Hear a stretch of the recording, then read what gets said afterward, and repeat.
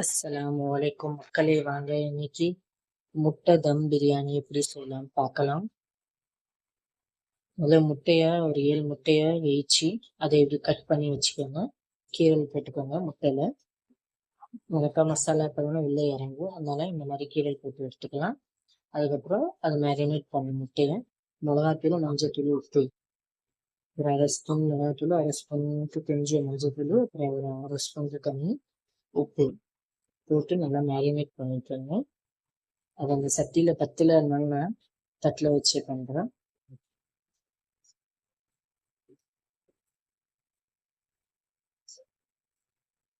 நல்லா நம்ம முட்டையை மேரினேட் பண்ணி வச்சுக்கலாம்.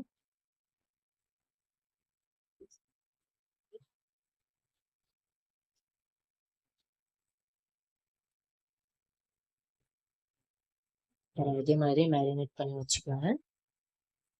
அப்பதான் அந்த மசாலா, அந்த மிளகாத்தூள், மஞ்சள் எல்லாம் உள்ளே இறங்கும், முட்டைக்கு உள்ளே இறங்கும். சாப்பிடும்போது நல்லா டேஸ்டா இருக்கும்.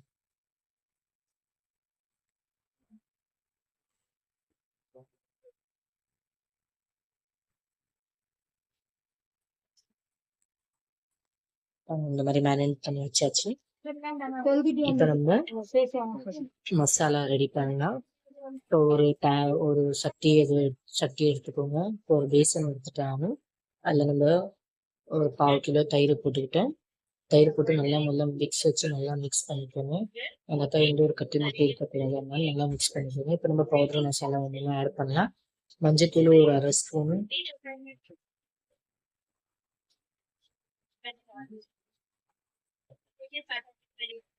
மஞ்சத்தூள் ஒரு அரை ஸ்பூன் போட்டுக்கோங்க. நல்லா டேஸ்டா இருக்கும் மக்களே, நீங்களும் ட்ரை பண்ணி பாருங்க. மிளகாத்தூள் சமச்சு போட்டுக்கிட்டேன், 2 சின்ன ஸ்பூனு.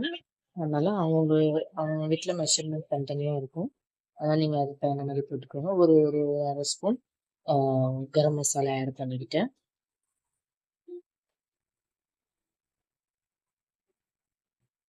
இப்போ தனியாத்தூள் ஆட் பண்ணலாம்.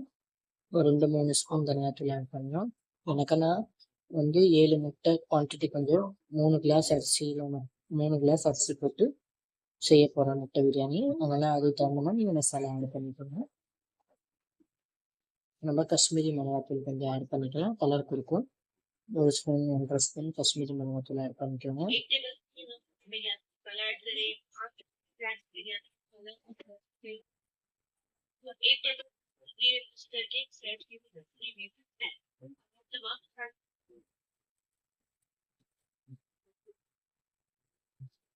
நம்ம ஷாஹி பிரியாணி மசாலா ஆட் பண்ணிக்கலாம்.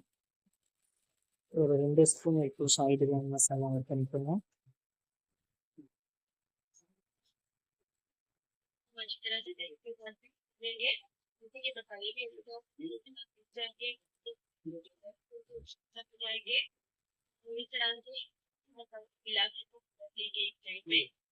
இப்போ நம்ம கஸ்தூரி மேத்தி இருக்குல்ல, அதை நல்லா க்ரஷ் பண்ணி அதை ஆட் பண்ணிக்கலாம். ஒரு 1.5 ஸ்பூன் கஸ்தூரி மேத்தி போடுங்க, டேஸ்ட்டு நல்லா கொடுக்கும். டேஸ்ட்டு நல்லா இருக்கும். இப்போ நல்லா மிக்ஸ் வச்சு நல்லா மிக்ஸ் பண்ணிக்கலாம். இந்த மசாலா அந்த தயிர் நல்லா மிக்ஸ் ஆகும்.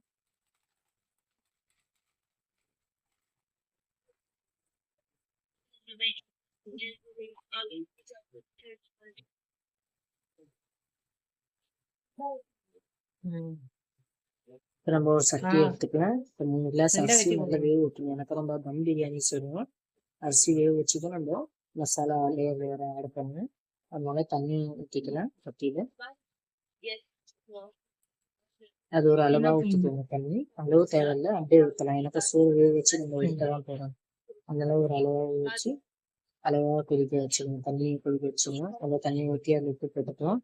அப்புறம் கொஞ்சம் எண்ணெயும் ஆட் பண்ணிக்குவேன். நான் இதில் காய்ச்சல எண்ணெயும் ஆட் பண்ணிக்குவேன். அப்புறம் கடா மசாலா, ஏலை, பட்டை, லவங்கு, இதெல்லாம் ஆட் பண்ணிக்குவேன்.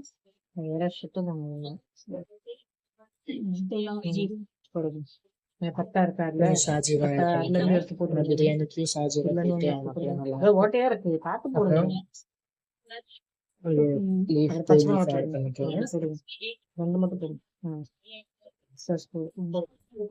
ஆட் பண்ணிட்டு பச்சை மிளகாய் ஒரு 4 பச்சை மிளகாய் ஆட் பண்ணிக்கலாம். எல்லாம் ஆட் பண்ணிட்டு நல்லா பொரிச்சிட்டு தண்ணி கொதில அந்த பிறகு நம்ம அரிசி போடலாம். லிம்பு ஒரு 1/2 லிம்பு ஸ்க்வீஸ் பண்ணிக்கோங்க. ஒரு 1/2 லிம்பு நம்ம ஸ்க்வீஸ் பண்ணிக்கலாம். தனியா தனியா போட்டுக்கோங்க. கொத்தமல்லி சின்ன சின்ன வெட்டி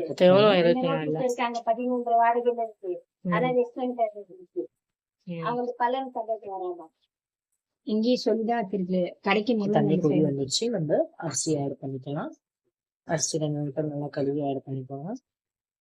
அரிசி ஒரு 80% குக் ஆகணும். அதுக்கப்புறம் மீதி வந்து தம்ல வச்சா ஆயிடும். இப்ப நம்ம மசாலா ரெடி பண்ணலாம். சட்டி அதுல எண்ணெய் ஊற்றிக்கோங்க. நிறையவே எண்ணெய் விடுங்க. நிறையவே எண்ணெய் ஊற்றிக்கோங்க. அப்புறம் 5-6 வெங்காயம் ஸ்லைஸ் ஸ்லைஸா கட் பண்ணிருக்கிறோம். அந்த வெங்காயம் ஆட் பண்ணிக்கோங்க.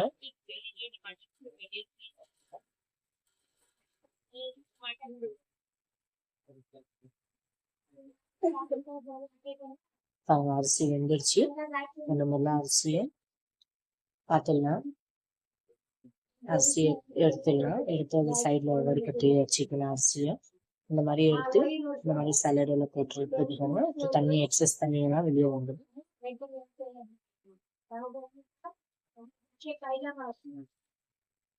பாருங்க இந்த மாதிரி சோறு எடுத்து வச்சுட்டேன். தாளிப்புக்கு வெங்காயம் பாருங்க நல்லா வதங்கி நல்லா ஃப்ரை ஆயிடுச்சு. இதை வெங்காயம் கொஞ்சோண்டு நம்ம எடுத்து வச்சுக்கலாம். நல்லா லேயரை செய்யணும். அந்த தண்ணி யூஸ் ஆகும். இப்ப கடா மசாலா போட்டாச்சு. அதெல்லாம் என்னென்ன கடா மசாலா அதெல்லாம் சாஃப்டா கொடுத்துருக்க மக்களே பார்த்துக்கோங்க. பச்சைதான் இருக்கு.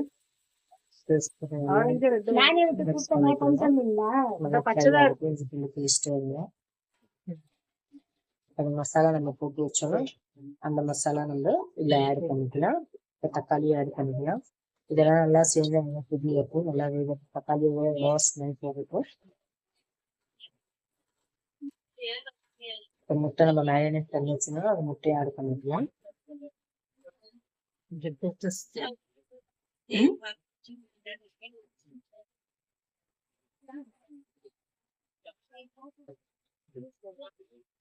கொத்தமல்லி புதினா இது வந்து நல்லா கழுவி கட் பண்ணி அதை ஆட் பண்ணிக்கலாம்.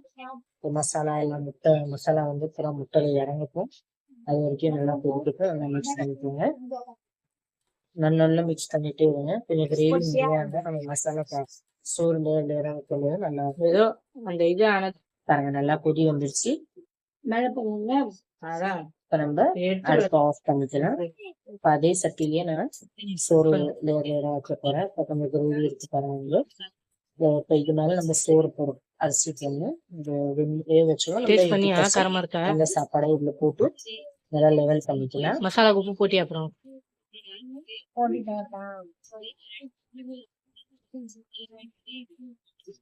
அது ஒரு வேற விஷயம். இந்த மாதிரி போட்டாங்க ஒரு லேயரு. இப்ப இந்த கிரேவி முட்டை எல்லாம் அதே மாதிரி லேயர் போட்டுக்கலாம். முட்டை கிரேவி அதே மாதிரி ஊற்றிக்கலாம் மேல.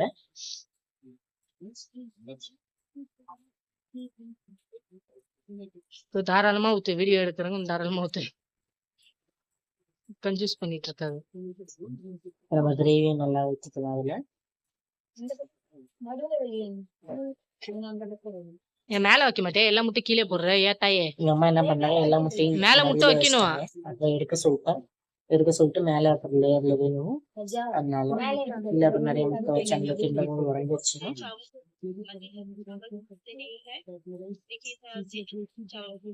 கிரேவியை ஊற்றிக்கலாம். இதுக்கு நடுவுல நம்ம கலர் இருக்குன்னா உங்கள்ட்ட என்ன கலர் பொடி இருக்கு, ஆரஞ்சு கலர், ஜிலேபி கலர் சொல்லுவாங்க. ஆரஞ்சு கிரீன் சரி போட்டுக்கிட்டு அப்புறம் எல்லோ கலர் இருந்துச்சு. அதுக்கு அது தண்ணியில போட்டு நான் பால்ல போட்டு மிக்ஸ் பண்ணி வச்சுட்டேன். திருப்பி கப்பு சோறு போல இருக்கு. இப்ப சோறு போடுங்க. கொத்தமல்லி பூரா சோறு போட்டு வெங்காயம் வச்சு ஃப்ரை பண்ணி அது சைட்ல எல்லாம் எடுத்து வச்சுக்கணும். 2வது லேயர் போடலாம்.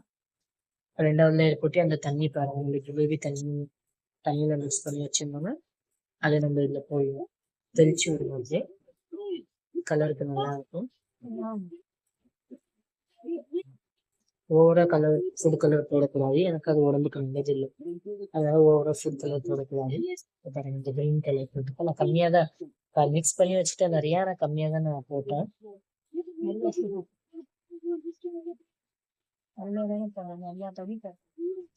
பச்சை கலர் உனக்கே பிடிக்கும். வேற என்ன இப்போ பண்ணு? முட்டை போட்டு அது கிரேவி எல்லாம் போடு.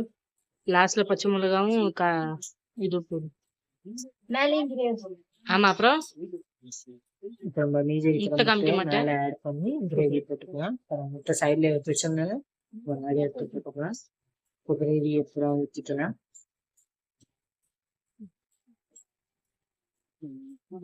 ரொம்ப ஈஸியா இருக்கும் மக்களே செய்யறதுக்கு. ம்.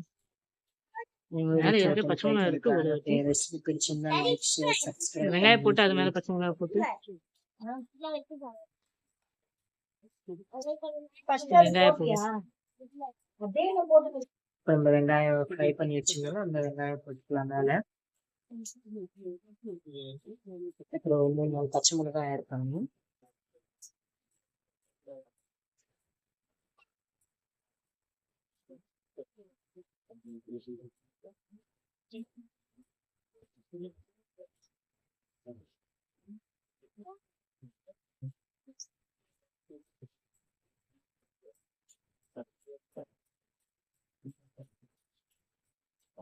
ம்.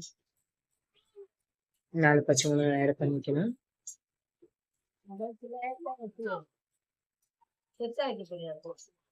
என்னது இப்போ இன்னும் கொஞ்சம் சிறுப்பில் புளிஞ்சிடணும். கொத்தமல்லி போட்டுக்கலாம். புளி எடுத்துக்க சொல்லு.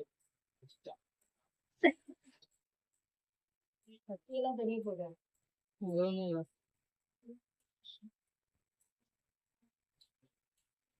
ம்.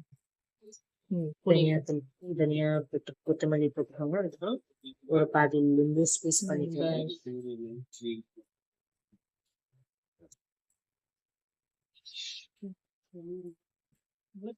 மக்களோட கலர் ஃபுல்லா தெரியும். நெய் கொஞ்சம் ஆட் பண்ணிக்கிறேன். நெய் உங்களுக்கு வேணா நீங்க ஆட் பண்ணிக்கலாம். சொல்லு காமி, மூடு. டக்குன்னு போட்டு தம்ல வச்சிடலாம்.